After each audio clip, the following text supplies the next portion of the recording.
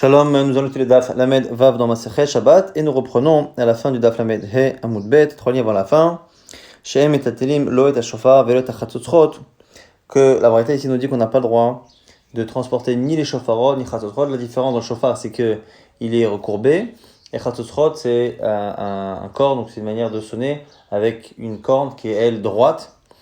Et donc on nous dit ici qu'on a le droit de transporter ni l'un ni l'autre. Donc le Chazan, celui qui a donc sonné avant l'entrée Shabbat, ne peut pas a priori les déplacer pendant Shabbat. Ça c'est ce qu'on nous dit. La Gemara s'étonne. Elle dit pourtant c'est marqué dans une braïta Ve'at Tanya Shofar mitaltel v'chatzotzrot ena mitaltelim. On a le droit de déplacer un shofar pendant Shabbat, mais on n'a pas le droit de déplacer par contre chatzotzrot.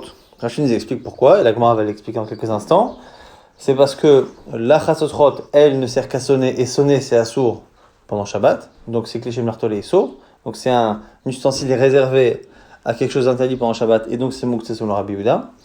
Par contre, le shofar peut être utilisé comme entonnoir, pour faire boire à un enfant, et donc du coup, comme ça peut servir d'entonnoir, ça a une autre utilité, ce n'est pas forcément mouktsé. Donc ça, c'est ce qu'on nous dit ici. Alors, on a une contradiction. Première braïta qui nous dit qu'on peut déplacer ni shofar, ni chatzotzrot, et l'autre qui nous dit que le shofar, oui. Alors la Gemara propose une réponse.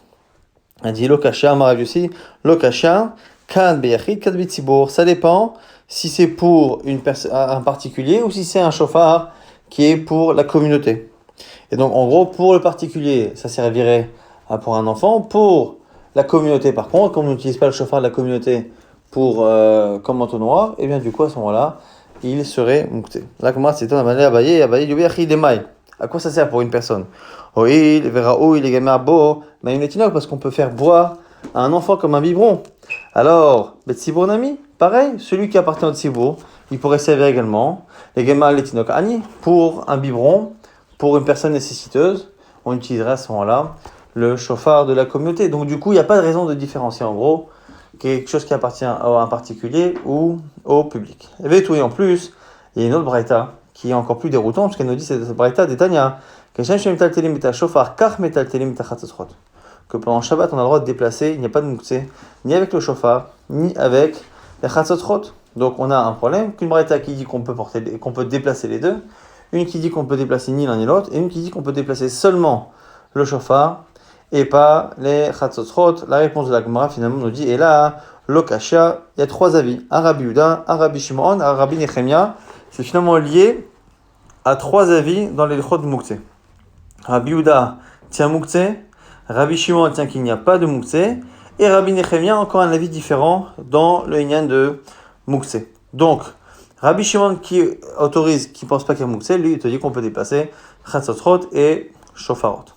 On a Rabbi Yehuda, donc fait une distinction, il dit il y a mouktsé, mais comme on peut l'utiliser comme un biberon, on peut le déplacer le shofar.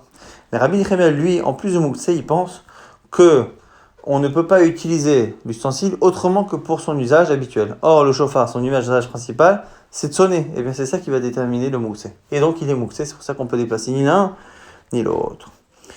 Maintenant, la Gemara dit Umay shofar nami chatzotzrot. On se pose la question par rapport à l'enseignement de Rabbi Nechemia, quel est le sens de shofar? Puisqu'on a dit que normalement le shofar c'est plus autorisé, à la limite que chatzotzrot. Or il a dit, on ne peut pas porter le shofar, et on ne peut pas non plus déplacer chatzotzrot. La Gemara se pose une question, Rachid l'explique bien, c'est que si déjà il interdit shofar, a fortiori chatzotzrot, puisque le seul qui à un moment donné était autorisé, c'était éventuellement shofar, selon Rabbi Yehuda. Et donc, forcément, on a une autre définition de shofar et chatzotzrot, et donc la Gemara nous dit que c'est kedera prizda, comment dire prizda tamar. Prizda nous dit, voici les trois choses. Il y a trois choses dont le nom a changé après la destruction du temple. À chaque fois, ce sont deux objets assez ressemblants, assez voisins, qui ont des noms aussi souvent qui se ressemblent, mais qui les distinguent tout de même. Et souvent, donc dans ces trois cas, après le Beth Amikdash, le langage courant a fait finalement qu'on a donné le nom de l'un à l'autre et inversement. Et donc parmi cela, on a shofar et chatzotzrot. Donc les trois choses, shufra et donc chatzotzrot, shufra, chatzotzrot.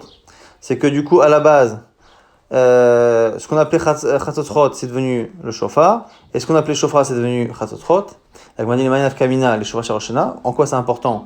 Par rapport à Rosh Hashanah où on ne peut sonner qu'avec un shofar, et donc du coup le shofar avec lequel on doit sonner Rosh Hashanah, c'est aujourd'hui, au moment de Rav Frizda, ce qu'on appelle plus shofar, mais ce qu'on appelle chatzotrot. Mais par contre, ce qu'on appelle aujourd'hui shofar, on ne peut plus. Pareil pour Arava et Tzaftefa. Arava et Tzaftefa, donc l'Arava, c'est le saule qu'il y a dans les arbas minimes de Sukkot. Tzaftefa, c'est une plante ressemblante, mais qui n'est pas cachée. Alors on dit que justement, avant, il y avait Ariva et Tzaftefa. Et finalement, Tzaftefa, Ariva, ça c'est inversé. C'est que l'alacha, c'est qu'il faut Arava normalement, et pas Tzaftefa. Et aujourd'hui, c'est ce qu'on appelle aujourd'hui Tzaftefa qui est bon, mais ce qu'on appelle aujourd'hui Arava n'est plus bon parce qu'on a encore une fois changé. Le Ma'inaf Kamina, en quoi c'est important? Les lulav pour le lulav. Ptora et Pturta. Maintenant pour les tables. Petora, c'est une table. Et Petorta et Peturta, normalement c'est une grande table, une petite table. Et on a inversé Petorta et Petora. Maintenant, le nom qu'on donnait à la petite, c'est la grande, et inversement. Le Ma'inaf Kamina, en quoi c'est important halachiquement? Alors, il m'a dit les mekach au memkar par rapport à une vente. Que quelqu'un qui a vendu une table qui aujourd'hui veut dire une grande table, Petorta à l'époque ça voulait dire petite, maintenant ça veut dire grand, et bien celui qui vend cela est dans l'obligation de vendre quelque chose qui a une taille. Il ne peut pas finalement donner une petite et dire mais non, mais pas du tout. Mais moi quand je disais Petorta, je pensais à l'expression ancienne, pas du tout. Il doit se référer à ce qui se dit aujourd'hui. On a quelques rajouts dans le même genre. Amarabay, Afano, Nomar. Hovlila et Bekassé. On a aussi la même chose avec ce qu'on appelle le Hovlila et Bekassé. Ce sont plusieurs estomacs qu'il y a dans les animaux. Dans le même animal, il y a souvent plusieurs poches qui servent d'estomac. Et donc, une qu'on appelle Hovlila, une qu'on appelle Bekassé. Et bien finalement, Bekassé, Hovlila, ce qu'on appelait Hovlila, on l'appelle Bekassé, et inversement. Le Ma'inaf Kamina, en quoi c'est important? Les Machat, chez Imtset Be'enve, Betakosot et Mitzat Echat, Kshera, Mishnet Zdadim, Trefa. Que justement, on a une distinction à la base entre ce qu'on appelle Betakosot, donc Bekassé, et Hovlila. Que lorsqu'il y a un trou dans cet estomac-là, il y en a un Betakosot, où s'il y a un trou, et que le trou est d'un côté, mais qu'il ne trouve pas de part en part, c'est qu'on ne retrouve pas le trou de l'autre côté, c'est encore caché, c'est que si le trou est de part et d'autre que c'est taref, alors que pour l'autre type d'estomac, il suffit d'un trou d'un seul côté pour que ce soit taref, et donc c'est important de savoir aujourd'hui qu'est-ce qu'on appelle Bekassé, qu'est-ce qu'on appelle Ovlila, et qu'est-ce que surtout on appelait Ovlila et Bekassé, Betakosot, à l'époque de la Mishnah, où on a parlé de ces problèmes de Trefa. Amar Rabashar Rashi nous rajoute également Afano Nomar, Bavel Boursif, pareil pour la ville de Bavel et la ville de Boursif. Ce qu'on appelait Bavel avant, eh bien, c'est ce qu'on appelle aujourd'hui Boursif, et inversement, Boursif, Bavel. Là, comme on a dit cette fois-là, le Ma'inaf Kamina. Qu'est-ce que ça peut nous faire? Eh bien, les guités Nashim par rapport au guitin, par rapport à la chod de guet. Puisque lorsque un guet est transporté d'un endroit à l'autre, on a des lachotes différentes, et le nom aussi qu'on doit marquer sur le guet, c'est important de savoir exactement quel est le nom de la ville. Adranalach, Bamelekin, on a terminé le Péril Bamelekin. Nouvelle Mishnah par rapport au plat qu'on peut mettre sur le feu vendredi. Donc, Kira, c'est quoi avec Kash ou Begvava? Une Kira, donc c'est une sorte de petit four sur lequel il y avait deux emplacements au-dessus pour mettre les plats. Donc, Kira, c'est quoi avec Kash ou Begvava qu'on a chauffé avec Kash ou Begvava, donc c'est de la paille. Donc, c'est vraiment des combustibles assez faibles et qui vont se consumer assez rapidement. Donc, il va aller à Tafshil, on peut mettre dessus un plat, pas de problème. Et a priori, on verra, la Gemara va discuter justement si on parle ici de avant Shabbat ou de pendant Shabbat. Begefet ou Be'etzim. Si par contre, on met Eitzim des bois, Gefet, c'est une sorte de goudron fait à base de restes d'olive, donc quelque chose qui est un vrai combustible. Loïten Hachegrof, O Hacheiten Taefer, il n'aura pas le droit de mettre le plat, sauf s'il a enlevé toutes les braises avant, il les a ratissées, ou s'il a mis de la cendre au-dessus. Bet Shammai Omrim Chamin Avalot Tafshit, Bet Shammai autorise qu'on mette de l'eau, mais pas un plat. Bet Hillel, elles disent à la fois Chamin, à la fois Tafshit. Ot Machlokat Bet Shammai Bet Hillel, Bet Shammai Omrim Notlim Avalot Machazerin. Pendant Shabbat, on peut enlever le plat, mais on ne peut pas le remettre. Ou Bet Hillel Omrim Af Machazerin. Et selon Bet Hillel, on peut, oui, le remettre. Donc je rappelle finalement qu'on a d'abord un premier enseignement qui nous dit que si on met un combustible très faible, il n'y a aucun problème, mais si on met un combustible fort, on ne peut pas poser le plat sur la kira, donc sur cette sorte de feu, sauf si on a enlevé des braises ou qu'on a placé de la cendre. On ne sait pas encore si c'est quelque chose qui est interdit avant Shabbat ou pendant Shabbat. Après, par rapport à cela, on a une marloquette, Bet Shammai, Bet Hillel, si quand c'est autorisé, qu'on a été goref, qu'on a enlevé ou qu'on a mis de la cendre, est-ce qu'on peut mettre un plat ou seulement un liquide? Selon Beit Hillel, même un liquide. Et après, une marloquette pendant Shabbat, est-ce qu'on peut remettre un plat qu'on a enlevé, est-ce qu'on peut le remettre sur le feu pendant Shabbat? Alors, la question, il va aller où? Le cas de la Mishnah, premier cas. Quand on dit qu'on n'a pas le droit de poser, est-ce que c'est pendant Shabbat, le yarzir, est-ce qu'on n'a pas le droit de remettre un plat? Donc c'est un plat qui a déjà été cuit, qui a déjà été sur la plata, on parle de le remettre. Mais aval lishot, mashin, mais par contre mettre avant Shabbat, afalpi shenogaru vekatum, il n'y a aucun problème, on n'en discute même pas, il n'y a même pas besoin d'enlever les braises ou de mettre de la cendre. Oumani et notre Mishnah serait selon qui? Hanania, qu'on a déjà vu précédemment. Tanya Hanania Omer, Kol Shuk et Machal Ben Roussaï, Mota Lishoto al Gebekira. Et puis là-bas d'Afkaf que dès qu'un plat est cuit, même Kemachal Ben Roussaï, un tiers de sa cuisson selon Rashi, il suffit qu'il soit un peu cuit pour que on puisse le mettre vendredi.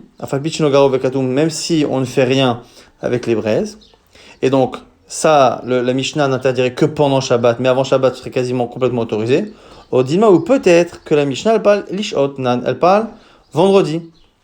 Et vendredi, c'est interdit de mettre si on laisse les braises, si on enlève les braises ou qu'on rajoute de la cendre, oui, sinon, non. Et a fortiori que le Shabbat, il va falloir faire attention. Donc ça, hein, c'est la discussion qu'il y a ici dans la Gemara. On va essayer de déduire en étudiant bien la Mishnah.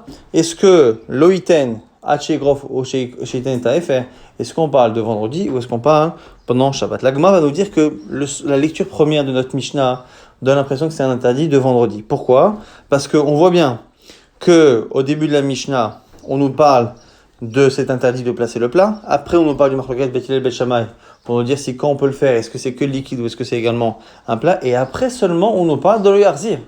On nous parle de remettre pendant Shabbat. Ça donne l'impression que le début de la Mishnah parle du problème d'avant Shabbat et la fin de la Mishnah parle de pendant Shabbat. Si par contre dès le début ça parle de pendant Shabbat, on a du mal à comprendre pourquoi à la fin on revient encore dessus pour dire que le yarzir. Alors, l'Agma dit Tashma, on va essayer justement de répondre à la question avec la Mishnah. Bidé Katane très bavé, le matinitin, puisqu'il y a deux halachot a priori dans la Mishnah. Bet Shammai omrim chamin avalot tafshil, Bet Hillel omrim chamin vetafshil. Premier marloquet Bet Hillel Bet Shammai, est-ce qu'on peut rapporter un plat ou pas? Bet Shammai omrim notlim avalot machazirin, ou Bet Hillel omrim machazirin. Et Bet Shammai interdisent de remettre pendant Shabbat, et Bet Hillel autorise. Yamar bishlama ish odnan. Si tu dis que le début de la Mishnah parle de vendredi. Après Katane, c'est comme ça qu'il faut enseigner. Kirash, c'est quoi? Bekashu begva machine alia tafshil. Mais qui fait d'obéit simloish et vendredi, on peut mettre un plat sur un feu qu'on aura chauffé avec de la paille. Si c'est avec des vrais combustibles, on ne mettra pas vendredi à Shegrof au Hachitenta FR, sauf s'il enlève les braises ou qu'il met de la cendre. Ou main mashin, et quand on peut le faire, on a une marloquette, Bet Shammai omrim chamin aval lo tafshil, ou Bet Hillel omrim chamin vetafshil. Est-ce que c'est que les liquides ou même les plats? Et après on nous dit que de la même manière qu'ils ont discuté sur vendredi, aussi de marloquette sur Shabbat. Selon Bet Shammai, pendant Shabbat, on peut enlever un plat, mais on ne peut pas l'y remettre. Bet Hillel omrim af machazirin. Et là, il y a marque l'arzir. Mais si tu me dis maintenant que le début de la Mishnah, c'est déjà l'arzir, on va avoir du mal à la lire, la Mishnah. Comment comprendre? Echi katane. Kirash, c'est quoi? Bekashu bekvava machazirin alea tafshil beketobet simlo yarzir ashegrof oten taefer.